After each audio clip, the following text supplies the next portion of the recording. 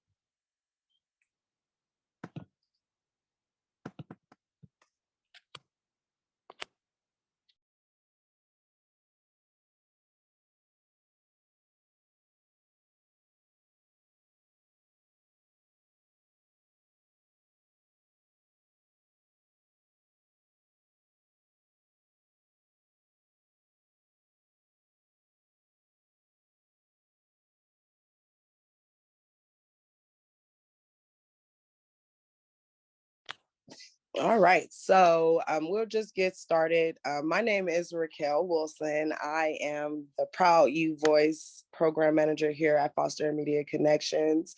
I am happy to be here with you all for this wonderful webinar that we thought would be a great opportunity to provide some skills, some knowledge, information to some former foster youth or current foster youth who are getting ready to transition into college.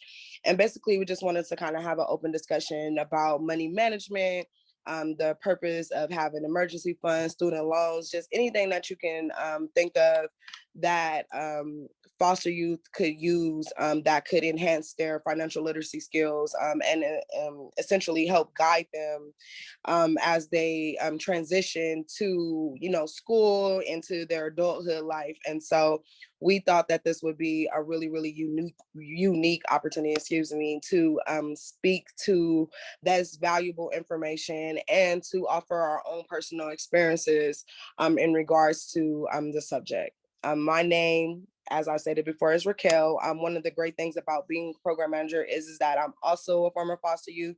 And so genuinely speaking, a lot of the things that we do here with the Youth Voice program is inspired by the need of foster youth, current foster youth, former foster youth.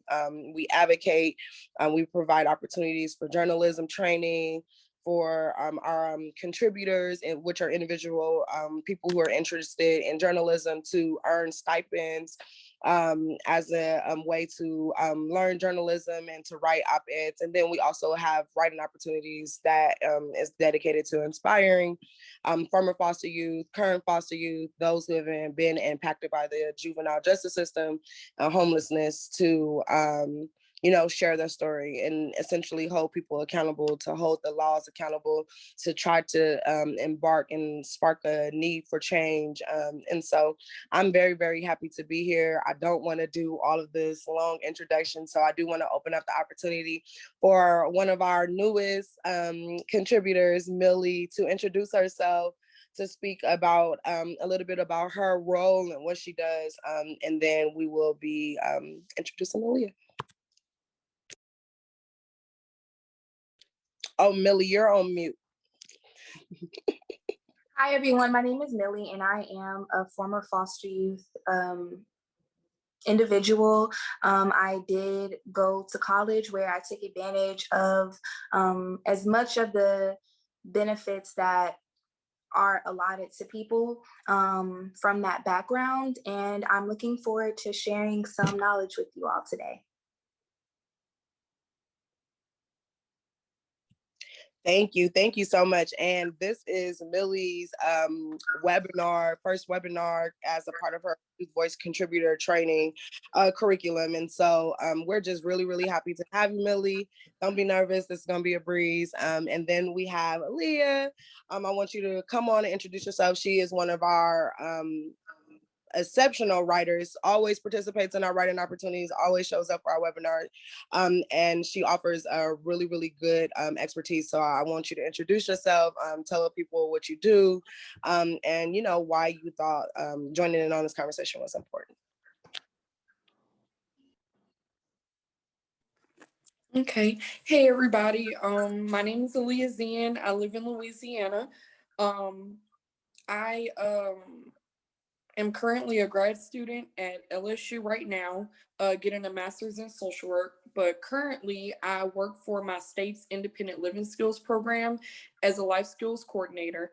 And financial literacy, as well as money management, is one of the primary topics that we work to teach and deliver because we understand how important that is to stability and success as youth age out of care and transition into adulthood. Like she said, I am a former foster youth. I participated a lot with them before, and currently in my state, I am a policy advocate, and I'm a member of our state youth advisory board. So advocacy, policy, and just helping to prepare youth as they age out of foster care is really my passion, as well as it's just really linked to my own lived experience. So I'm grateful to be here today, and I hope that anything I share can be of value to somebody else. Thank you. Yes, well, thank you so much for that introduction, and I'm very, very happy to have you. I think it's also important to note that Millie is located in Texas. She's also in school right now, pursuing her higher education, and I think that it's really, really good to see for other foster youth or those who have been impacted by any of the systems which we of the components that we target or advocate for, that it's important that they see that they are speaking to those who have not only experienced foster care, but also have experienced it in different places, and also have, gone on to through higher education, because the percentage of youth who, you know, first of all, even graduate from high school, let alone matriculate to a university, is so low. We definitely want to make sure that we are advocating and showing that, there are foster youth who graduate, who also go to college, who also go to pursue a post-secondary education. And I'm very, very proud to know both of you young ladies, and to know that you guys, despite the circumstances that, we've all experienced, both good and bad, that, you guys didn't stop that from, that didn't stop you from pursuing your educational goals, which I'm sure plays a huge role in how you manage your money, especially with student loans and financial aid grants. And so, yes, let's get into that. So Millie, I definitely want to kick it off with you, because I know that when we were putting this webinar together, we were, trying to discuss what were good target questions, and good information that could be utilized in a short valuable hour that people could walk away with. And so I wanted you to share with them share with everyone the difference between having the different types of loans that you can have when you're in university, in a college, in a community college, and why it's important to utilize that money, that funding, where it works for you and not against you. Okay, so I just want to start off by giving a broad, brief description of what financial aid is. And to make things pretty clear and dry, financial aid are the funds allocated to you to assist you with pursuing your education. So in most cases, students are advised, it's optional, to complete what's called a FAFSA. FAFSA, yes. And it's the free application for federal student aid.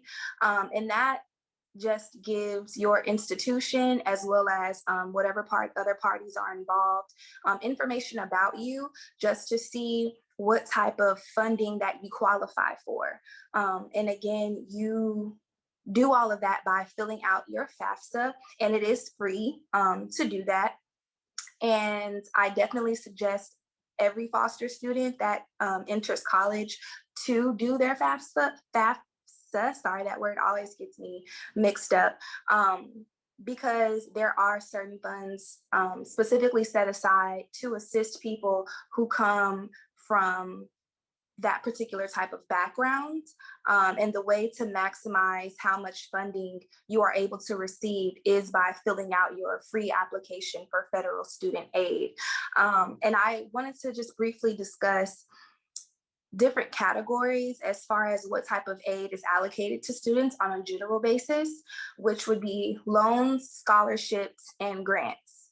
So to make it clean and dry, loans are funds that are allocated to you that you have to pay back that may or may not involve interest. Depending on where you choose to get your loan from, there are loans that are provided by your institution, as well as private loans that you can take out outside of your institution that follow different standards. There are people who feel like whatever their school is offering may not be enough necessarily. So in those types of cases, people do tend to step outside of their institution to apply for loans. When it comes to loans, it's important to remember that that is money that you do have to pay back. So you just want to be mindful that you are not accepting any funds that you don't honestly feel that you will be able to repay once you are done with your education, or at whatever time you are supposed to be returning that money. You want to make sure that when you make the decision to apply for a loan, that you have a plan set up to ensure that you will be able to make that loan repayment and keep up with those payments as much as possible, so it doesn't affect your credit or potentially add on more interest than what has already been occurred with that loan. A grant is a type of funding that does not have to be paid back.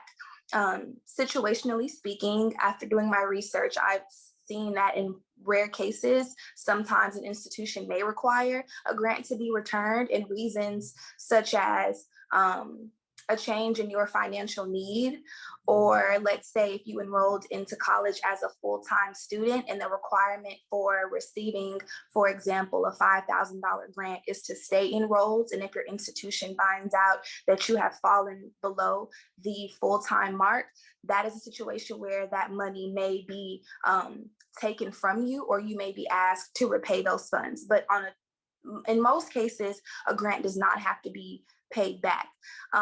Grants are allocated to students typically on a need base, and I'm going to utilize the word typically quite often because some of this information is subjective and it does vary. So it's definitely important to meet with someone from your every university, whether you're in community college, a trade school even, or a full-time university, they should definitely have a financial aid department, and you should definitely be able to sit down or schedule a meeting to discuss your funding throughout your collegiate process. So grants are typically allocated based on need. A really popular grant that a lot of students get nationwide is called the Pell Grant. Depending on your state, there might be some type of grants that your state allocates to you as well. And with my experience, the only way you are deemed ineligible to receive a grant is, again, if you do something like drop how many courses you're taking after you're offered the money, or let's say if there's a requirement to maintain a certain GPA. For example, in my state of Texas, there's a grant that is allocated or offered to students, and if they accept it, they have to maintain a GPA of at least a 2.5.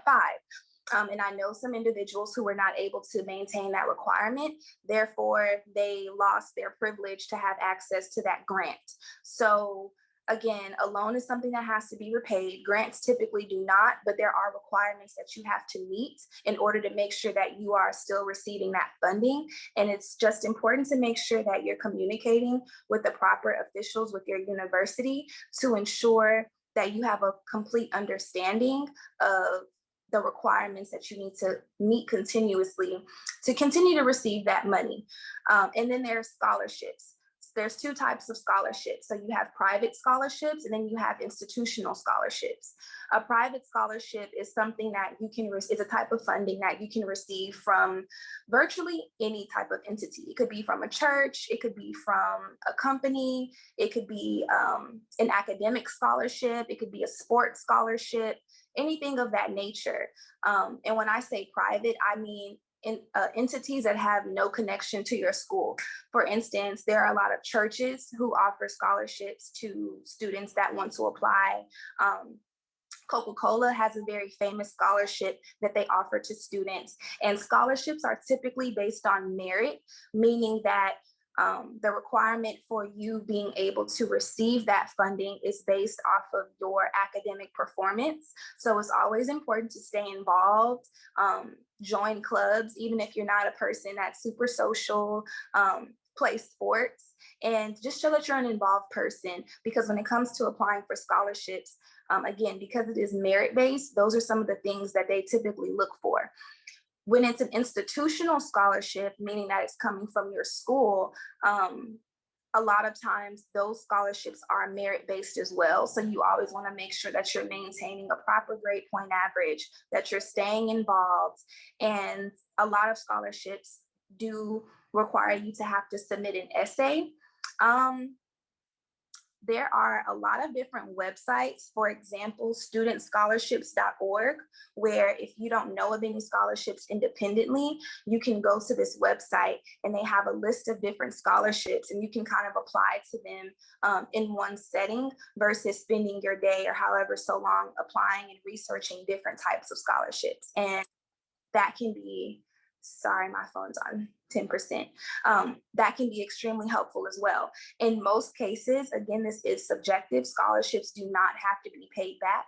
A common thing when it comes to scholarships is that there is typically a requirement that you have to maintain, just like grants. For example, if you are offered an athletic scholarship, you would need to be in sports. And a lot of times, in most cases, let's say, for example, an athlete decides that they don't want to play sports anymore, there is a high possibility they will lose their scholarship, as an example. And scholarships typically do not have to be returned. And another type of funding, I don't know what the rules and regulations are and how they vary from state to state, but it's very important that if you are still in foster care or if you're transitioning into college, that you connect. I know that my state in Texas, they automatically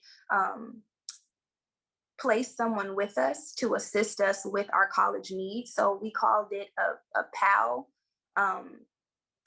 counselor. And once I transitioned out of custody before getting into college, that was an individual from Child Protective Services whose job and their role was specifically to make sure I had an understanding of what all is up for grabs, considering that I am a student coming from the foster care system. Now, this is important that I'm happy that we're having this meeting because in my personal experiences attending Prairie View A&M University in Texas, I would say that foster youth are in some ways a forgotten demographic because a lot of institutions are not really aware, nor do they have strategic programs set in place to assist students who come from that background. And a lot of students, unfortunately, go through college who've been in foster care, not aware of all of the funds that they could have received, especially when it comes to money that they don't have to pay back. So there is something called an ETV, which is an educational training voucher. It might be called something different in your state. Again, I would reach out to whoever your caseworker is or whoever your state has appointed to assist you with preparing for college, just to make sure you understand, because your school may or may not give this information to you. That's why it's important to make sure you are doing the groundwork to have everything covered, because you don't want to miss out on any money. And I would say that it's important to try to stay away from loans as much as possible, because loans, again, do occur interest and they do have to be paid back. with an ETV, for example, the educational training voucher is something that I personally received semesterly. It was about $2,500. And all that I had to do was reach out to the individual who was over the program and submit, I would say, maybe an invoice just to let them know what I needed funding for. And as long as I maintained a certain GPA and I did not accept certain amounts of funding from my institution, I was able to access those funds. And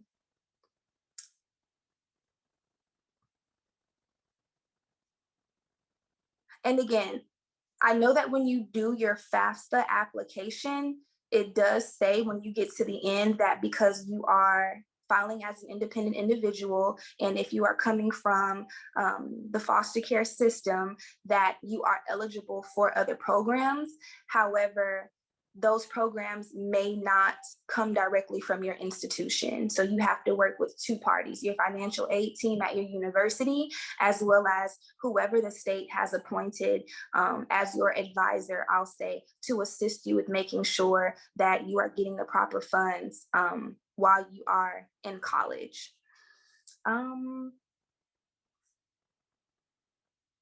Did you want me to go through the rest of the questions? No, wait, I haven't. Okay.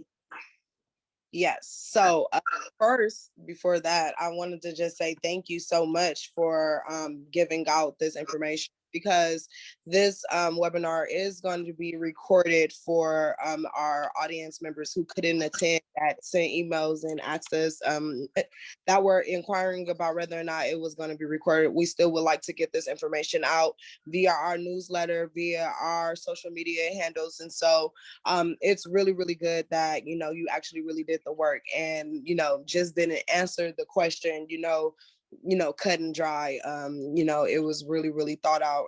Very, very great answers. So thank you so much for that. I kind of want to mix it up a little bit because I don't think that we're going to have time to get into all of the questions. So I kind of want to make sure that I'm hitting on the important ones. I really, really appreciate you for talking to and providing information about scholarships, the different loans, the grants. Those saved my life, especially that Chafee grant. Lord, that $5,000 every school year really saved my life, $2,500 a semester. And as long as you are in foster care, you are eligible to receive that as long as you're a part-time, and you only have to be a part-time student, which is 9 units or more. And so very, very, very valuable information that Millie has provided. And so I wanted to, it's $95,000 a semester. Oh Lord, they could have helped me pay off some of these student loans I had. Thank you. So I have just been duly corrected. It's actually $5,000 a semester now, which is wonderful. Because Lord, and that's why I feel like webinars like this are important, because I remember that first time I bust my financial aid check. That first time I was sitting in my first apartment by myself. I just emancipated 2 weeks before I had the first day of school, but I was homeless that first week of school. I literally was homeless, slept outside homeless, and so that transition into school, I was just so happy when I bust my financial aid check. And I just remember throwing the money up in the air like I was rich, but if I would have knew the things that I know now as a more mature adult that handles their money better, some of that money I would have did way better things with, Lord, and I definitely would have put it towards my students. And so what would you both say, and I'll let you go first, Aaliyah, what would you both say is the best measurement to saving while you're in college, based on your own personal experiences, or just just the knowledge that you have? So I'll start off with personal experiences first to piggyback off of what you said. When I started college, y'all, I was 17. Whenever I was a teenager, my main goal was utilizing my education as a way out.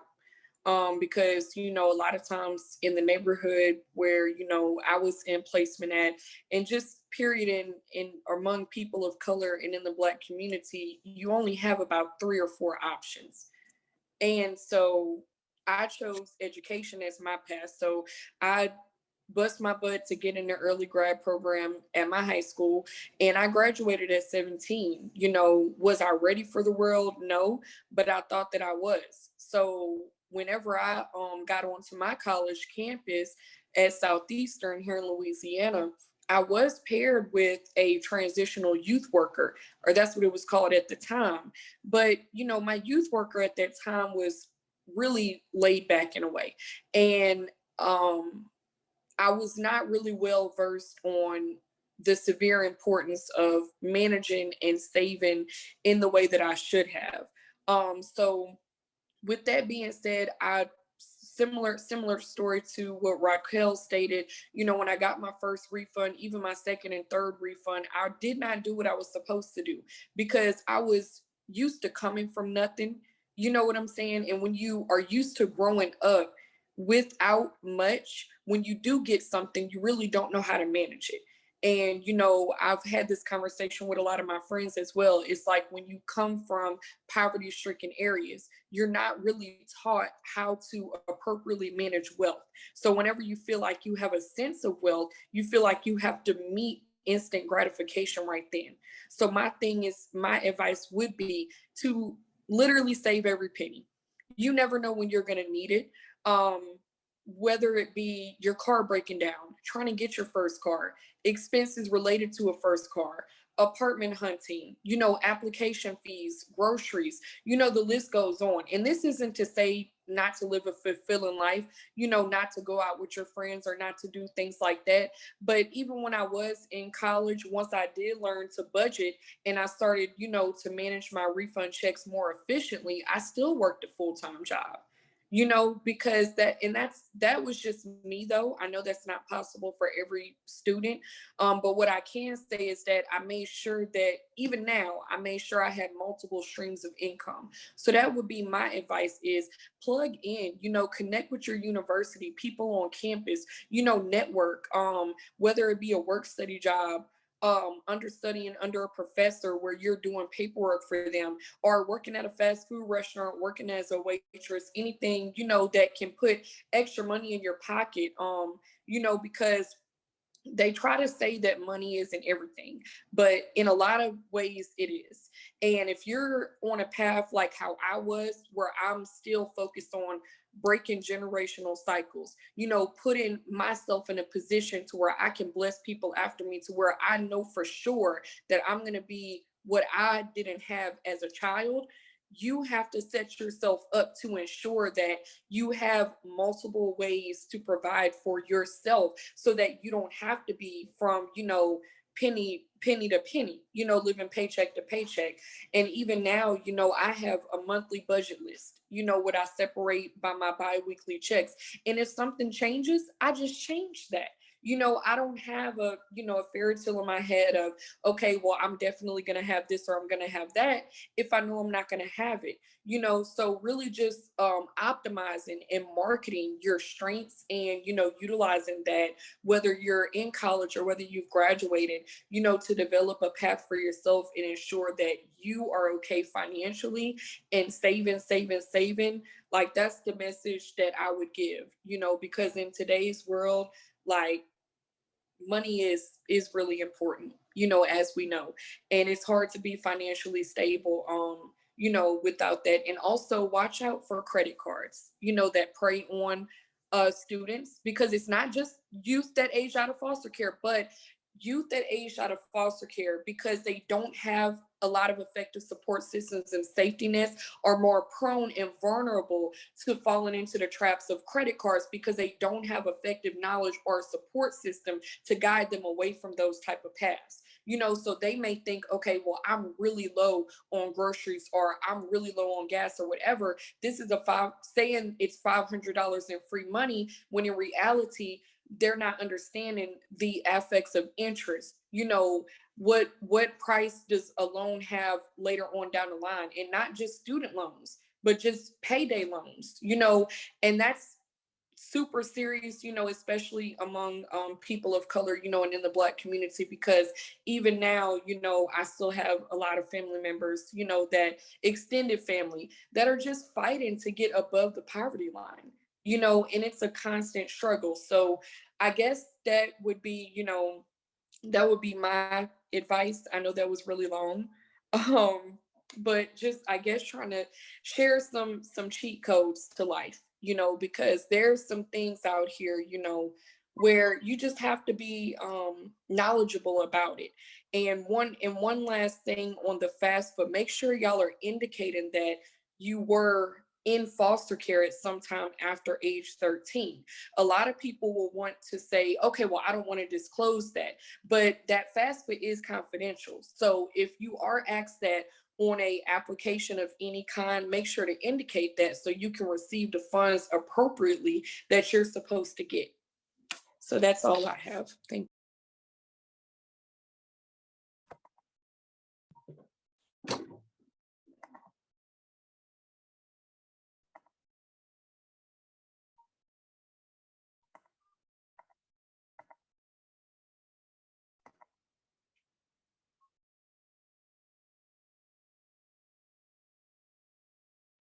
Can't hear you.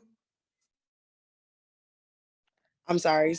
So two things I want to touch bases on that you said, and then we have an audience member with their hand raised, and I definitely want to allow them to ask a question. And so one of the things that you said was, about your transition into college, and then like how you kind of felt like that you had less. And, it's kind of crazy that, that we are supposed to be like, being pumped up and hyped up. We didn't made it out the system, and then like there really isn't anyone like there to help you. Like my ILP worker, the person who gave me this black book and was supposed to teach me how to balance a check, this requirement that you need in order to even emancipate from the system at the time. Like they wouldn't allow you to emancipate unless you had completed ILP. She looked me in my eyes and told me that she wasn't going to give me, it wasn't no need for her to help me because I wasn't basically going to amount to anything, or I wasn't going to be able to, do the things that I dreamed of, which was go to school. And so, it's just very unfortunate that, I said that to say that it's people that are even in these roles, that could be like a driving force or uplifting force or factor.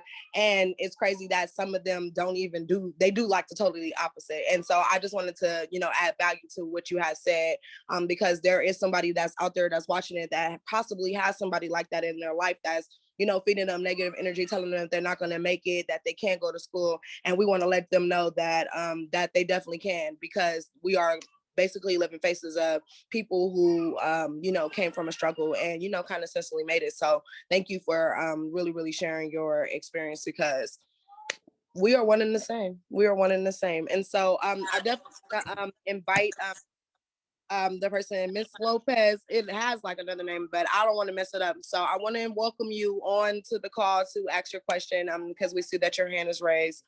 Please introduce yourself, and please ask your question. Hi, so my name is Luskina, and I'm currently attending college. I'm a former foster youth, and so I had like events that caused me to fall really behind throughout my education. And so like right now I'm struggling to get my focus back on, but I really want to make it out of, this poverty and everything that I come from. So I would like to ask for advice, because right now my financial aid is cut off since I have to do like the SAP appeal and everything. And, I've been having a hard time focusing, and I'm just trying to get my mind right to continue my education. So I want to see if you guys can like guide me or advise me on what I can do best, to get out of the situation. Because I really want to graduate. Oh, well, I want to first commend you for even having the, the courage to speak up, because, it is kind of hard sometimes talking in front of, a crowd of people or a room of people. And so one, just thank you for even just having the courage, because there is somebody out there that possibly is going through the same thing, and we create events and opportunities like this to help. And so I'm definitely one of the perfect people that to talk to. I'll put my email address in the chat, and you can feel free to reach out to me. Listen, I went through it all. I am a 2 master degree carrying, passionate, educated woman. And every day that I went through my master's program, especially the MBA one, which was the second one, which I don't know who told me to graduate and then 5 days later start a new program. But every day that I woke up, I wanted to quit. But I literally just kept thinking about all the people who needed to see me be not a product of my environment and the things that happened. So if you are in need of some motivation, if you need a motivational speaker, please, by all means, I will definitely drop my email in the chat, because literally it's just not about, I don't just dedicate myself and my services to just being this, outstanding, tooting my own horn a little bit, program manager, but also to be like a mentor and guide, motivational speaker when you're feeling like that. So I'm going to drop my email. I'll allow Millie and Leah to come on and give you some motivation too. But this is the perfect place, yes, because everybody on this call right now is all hype men, all hype women. Thank you. Yeah, so I'll add to that, Raquel. Right now, Lucy, I really just want to speak a blessing over your life that only 3% of, former foster youth graduate college, and you are going to become a part of that 3%. And I just come and make a testament that you're going to rise above any curse or circumstance that has, been brought against you. Anything that people thought, was going to bring you down, it's not going to bring you down. Any obstacle that you might even be perceiving that might deter you or hinder you from everything that God has for you, that's not even going to be an option, because what's already meant for you is already written in your story, and that is every dream that you have already in your plan. So you're going to achieve that and you're going to be fine. And we sitting here in front of you, but I had to do several appeals while I was in college. My journey wasn't perfect either, and sometimes those roadblocks come, but that don't mean that it's the end. And this is just another stepping stone for you to get to where you have to be. And it could be a testament for you to help other young people down the road that might be dealing with the same circumstances, so everything is a building block. But what I can say is, when you do your SAP, be honest, be genuine. Say, I had a tough time my first semester. I aged out of a system. I did not always have appropriate financial and educational supports, not to say, create a sob story, but be honest. People need to know. And that should be well over enough, to get you back in school and let them know, like, I was dealing with extreme circumstances, I was down, or I didn't have a large safety net, I don't come from your traditional college family, and just let them know that. And then once you get back in, strive and do whatever you can, to reach that finish line. So beautifully put. So beautifully put. And so just thank you so much for having just the courage to ask that question. And do know that this is a community. We support you. We are all part of the same community. So any way that I can help you, any way that Aaliyah, Millie, whatever, please feel free to reach out to me. I dropped my email address in the chat to you so that you could reach out. And then, we will definitely love to hear from you. You're in school. We have a lot of opportunities for foster youth who are pursuing higher education. And so it sounds like that you showed up to the right place at the right time, to get that spiritual motivation that you needed. And so I'm happy to do that for you. And I'm almost positive that anyone that has, been in the situation will be too. And so thank you so much for that. And so I do want to continue. We have about 15 minutes. And so I do want to just bring up two important topics. One important topic that I really want Millie to touch bases on, because this is one of the questions that we had kind of put together, but I think that is very important. And then I seen John in the chat giving out some gems, dropping some gems as it relates to ETB. Am I saying it right? ETB? Yes. So, Amelia, I want you to, talk a little bit about ETB, and your answer that you have prepared for, the importance of it, why it's important to look up information in regards to it, so that the information, that people have the statistics. John wrote in that on the ETV College Help through 2022, because of the pandemic, states can increase the amount from 5,000 to 12,000 per youth. So just like I said before, you got to just make sure that you're checking your resources, that you're reading about it. And at the end of the day, you have to be an advocate for yourself. If nobody is going to help you get to a goal, to get to a place, it's always going to be yourself. More than likely, you're going to be the person that have to pick yourself up out of bootstraps when you're in a low place. When you're in a high place, you're going to have to be the person that be humble. And so, you know, these are really, really good segues into helping the overall transition as it relates to school. And so, yeah, Millie, I wanted you to talk about ETV and, you know, what it is, the importance of looking up resources, etc. Okay, so I spoke on this earlier, but I'll say it again. And ETV is an educational training voucher.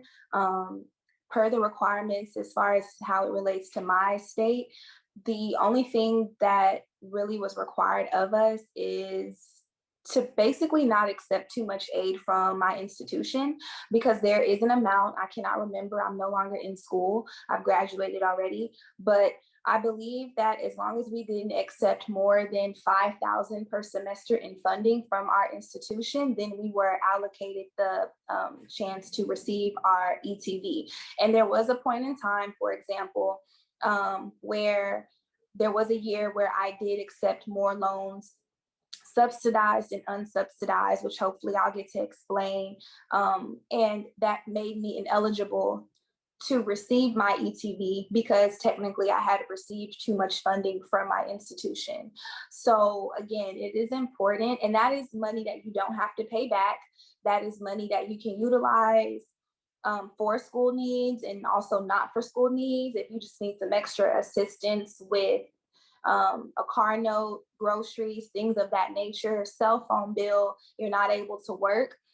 They do understand that, and you are allowed to use those resources for those purposes of taking care of those needs. And lastly, it is extremely important, if you don't know who is specifically and strategically set in place to assist you with discovering your needs and the funding that you can receive while in foster care, that you do the footwork to seek out that individual or those individuals so that they can tell you. Because without my ETV, I don't know what I would have done, because there was a time where in the summer, for example, at my institution, I didn't have any aid left over from my school to cover summer school. Well, we receive tuition and fee waivers, so that is automatically taken care of. But as far as getting a refund, I didn't have enough aid to cover my summer courses to where I would receive a refund, and it was always ETV that came through for me, and that was an extra $2,500 in the summer to help me get through school. And I just wanted to say really quickly that I strongly advise everyone to open up a student checking account. There are no fees associated to that. And going back to the question about saving, if you can open up a student checking account, they typically do not incur any fees because they do understand that you're young, you're in school. And in most cases, the banking policy is as long as you are in school or up until the age of 25, but there are people well beyond 25. It's not like the bank goes behind you and checks to see, like, are you still in school? Are you older than, sorry, I got a phone call. But are you still in school? Are you 25 or older? Typically, banks aren't checking that information. So there are people well beyond that age who are still enrolled in student checking accounts. And also open up a savings account. My mom, while I was with her, would always tell me, put away a little before you put away a lot, because you'll need a lot before you need a little. So don't feel too obligated to have to like, okay, I need to put all this money away. Be rational with yourself and be reasonable. It might benefit you more if you know you're someone who's not that great with saving. It might benefit you more to put away $50 versus $500 if you're going to turn around and transfer that money back into your checking account. So that would be my advice. And ETV is extremely beneficial, and I hope that everyone is able to reach out to the appropriate contacts that they need so they can get more information on that, because that is free money for you. There's not many restrictions attached to it, and it's extra money. So we love extra money. We definitely love that extra money. Yes, ma'am. And so the last question that I have, and then we could open up the floor to anyone in the audience that may want to say something or chime in about any of the questions that we asked. And this one kind of hits home. And this is the reason why I kind of wanted to leave it for the end. And so as a former foster youth that was transitioning into college, and even if you know someone who didn't transition into college and still emancipated, what's one thing that you personally wish, or you just wish that, foster parents would, be more knowledgeable of, or be taught, or have skills for, as it relates to financial literacy, and just having a strong skill set to manage your money and be financially responsible? And any one of you can unmute yourself to answer. So really quickly, I would say for me, when I look back on my process while I was in custody, the information was always given, but realistically speaking, when you are in an adverse situation, that's usually the last thing on your mind, especially when you're growing up in a community, as Ms. Aaliyah said earlier, where you don't have a lot of that representation around, you don't have that support. And college is kind of depicted as this far reach thing that is hard to acquire, and it's not. College is not nearly as difficult to apply for or to get into as society makes it. And that has a lot to do with why students are not utilizing their resources, because they're just not familiar. They have no connection to it. So when I look back, the information was always provided to my caretaker. However, like I said, that just wasn't where my mind was at the time, and it was a lot of information. I would say that subjectively, I don't think there is necessarily something. I just wish that caretakers, whether you're with family or you're in a foster care home actually, or placed with someone, just kind of had more interest and been more invested in making sure I understood the information. Because for my situation, it was mainly like, my caseworker was telling me, well, you can go to school for free. You have all of this coming to you, but I'm going through, hell and high water. That's not really on my mind. I'm just focusing on every day. I'm not worried about, am I going to go to college? And I'm a first generation college student. I know nothing about college. I would say that the one thing the foster care system could do is just be more proactive about reinforcing the fact that you can go to school and you can go for free, and that there are so many different financial options, housing options. There are things that that don't have to do with money that you can get as a foster youth in the university. Maybe offering some courses that are mandatory for students who are in high school have to go to kind of force them to kind of really put the information in their face. Because when you're just stopping by for your monthly or weekly visit and dropping off the information, again, it can get lost in the sauce of everything you have going around. So that would be my advice, is just to create more strategic programs that students have to attend to kind of keep the information in their face so that they're made aware. Thank you. Yes, great information. Aaliyah, did you want to chime in or answer the question? Yeah, so I definitely agree with everything, that Millie said. And I've been, over here contemplating about it. I think that as far as financial literacy and stability goes, if you're a foster parent out there that has a youth that's about to age out and you want to be a dedicated person in their life, take them with you when you go to do real adult stuff like pay bills or go to the bank, write a check, things like that. Even if they're not receptive to everything you're saying, they can still remember what you do.